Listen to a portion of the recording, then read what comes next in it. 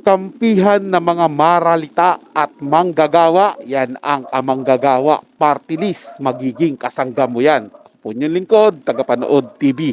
Welcome back po dito sa ating YouTube channel at Facebook page. Panibagong araw, panibagong reaction video po ulit tayo mga tagapanood. Pero bago po tayo magpatuloy, nais ko lang po kayong pasalamatan sa inyong walang sawang suporta at pagtangkilik po dito sa ating channel. At kung kayo bago lang po na napadaan dito sa ating channel, huwag niyo po sanang kalimutan na mag-subscribe.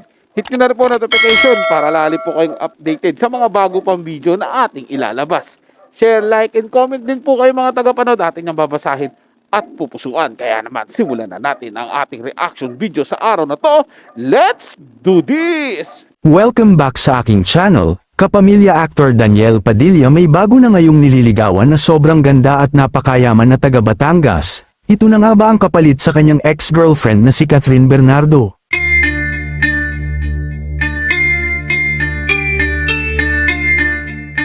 Hanggang ngayon nga ay tahimik pa rin ang kapamilya actor Daniel Padilla pagdating sa kanyang buhay pag-ibig. Magmula kasi nang maghiwalay sila ni Catherine Bernardo ay wala nang balita tungkol sa kanyang love life. Pero ganun pa man ay busy naman siya ngayon sa kanyang mga negosyo, at ito muna ang pinagtutuunan niya ng pansin bukod pa sa kanyang showbiz career. Pero marami nga ang nagulat ng may bahagi ng talent manager at showbiz insider na si OG Diaz sa kanyang YouTube channel ang tungkol ngayon sa umano'y bagong nililigawan ni Daniel Padilla. Nitong Lunes nga lang 17 ng Hunyo, sinabi ni OG na hindi pa ito makumpirma pero ayon sa kanyang reliable source ay may bago na daw dinidiskartehan ang kapamilya actor. Tanong naman ng kanyang co-host na si Marena, tanong lang naman ito, totoo ba na ang nililigawan ni Daniel Padilla ay isang rich girl na taga Batangas? Sagot naman ni OG, hindi ako ang makakasagot niyan, dapat si Daniel yan. Gayunman, tila wala namang nakikitang mali si OG kung sakali mang may nililigawan na si Daniel dahil single na naman ang aktor.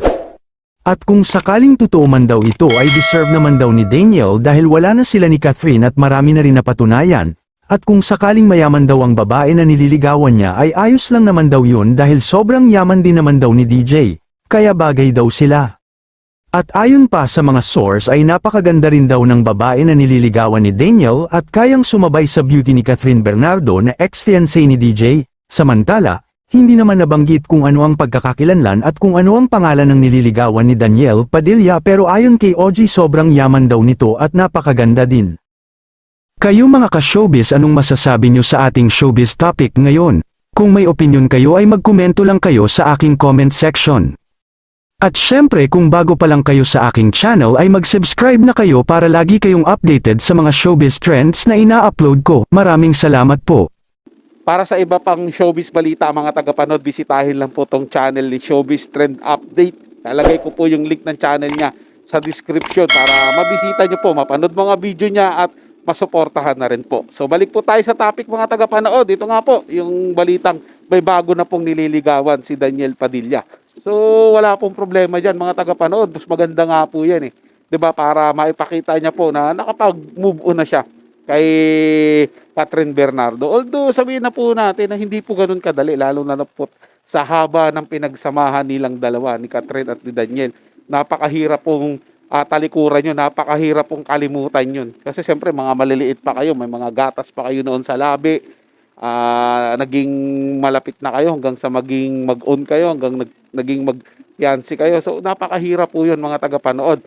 At challenge po yun sa panibagong babaeng magmamahal kay Daniel Padilla. Siyempre nga naman po mga tagapanood, ganun yung mga alaalang kailangan mong burahin sa isipan at sa puso ni Daniel. Talagang hindi po kayang burahin yun. Kumbaga, yung gagawin mo, kahit hindi mo mahigitan yung ginawa ni Catherine Bernardo, kahit mapantayan mo pa lang. Magkaganon man po mga tagapanood, deserve po ni Daniel Padilla na magkaroon ng bagong mamahalin at mamahalin din po siya. Para everybody's happy na po. Nakamove on si Catherine, nakamove on din si Daniel Padilla. So abangan na lang po natin yung mga susunod pang kaganapan sa kanya-kanilang buhay po nila Daniel Padilla at Catherine Bernardo. So yun lang po mga tagapanood, may nagustuhan nyo po yung ating talakayan sa araw na to. Kung ay bago lang po na napadaan dito sa ating channel, huwag nyo po sanang kalimutan na mag-subscribe. Hit nyo na rin po notification bell para lagi po kayong updated sa mga bago pang video na ating ilalabas. share, like, and comment din po kayo mga tagapanood. Atin yung babasahin at pupusuan. So hanggang sa muli po, ito yung Tagapanood TV. Komento at opinion lamang. Wala pong personalan. Paalam po at mabuhay po kayong lahat.